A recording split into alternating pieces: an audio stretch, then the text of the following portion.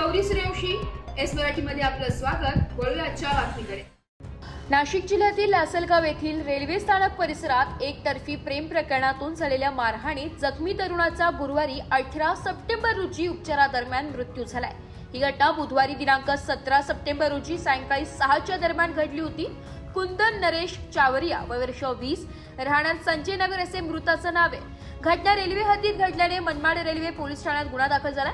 या प्रकरणी तिघांना अटक झाली असून दोघे फरार झाले आहेत। त्यांच्या अटकेच्या मागणीवरून शहरात तणावपूर्ण शांतता आहे। या प्रकरणी गौरव उर्फ लकी बाबू केदारे वय वर्ष 24, राहणार पिंपळगाव नजीक याने फिर्याद नोंदवली की त्यानुसार बुधवारी सायंकाळी 6च्या दरम्यान आरोपी कुटुंबातील सदस्यांसह 4 ते 5 जणांनी त्याला कुंदनसह फलाट क्रमांक 4 जवळील म्हसोबा मंदिराजवळ बोलावून घेतलं।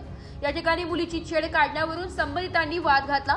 त्यानंतर लोखंडी रॉड आणि तीक्ष्ण हत्यारांनी कुंदनला बेदम मारहाण केली आहे। यात गंभीर जखमी झालेल्या कुंदनवर लासलगाव ग्रामीण रुग्णालयात प्राथमिक उपचार होऊन त्याला नाशिक जिल्हा रुग्णालयात संदर्भित करण्यात आले। येथे त्याचा मध्यरात्रीनंतर मृत्यू झालाय।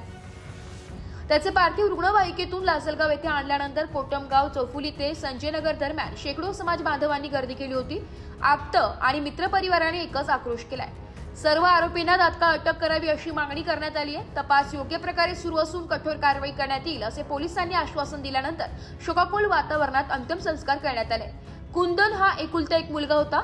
सहाय्यक पोलीस निरीक्षक भास्करराव शिंदे आणि फॉरेन्सिक पथकाने घटनास्थळी पाहणी केली आहे। गुरुवारी सकाळी छत्रपती संभाजीनगर रेल्वे सुरक्षा बलाचे अधीक्षक स्वाती भोर, पोलीस उपअधीक्षक आदित्य मिरखेलकर आदी वरिष्ठांनी घटनास्थळी भेट देऊन पंचनामा केलाय।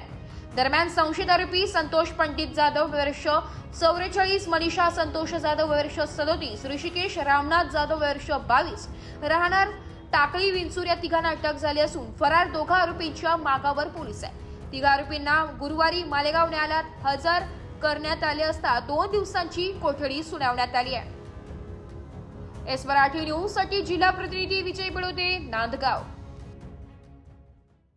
अशाच नवीन ताज्या घडामोडी जाणून घेण्यासाठी आमच्या एस मराठी न्यूज चॅनलला लाईक करा, शेअर करा, सबस्क्राइब करा आणि बेल आयकॉनला क्लिक करायला विसरू नका।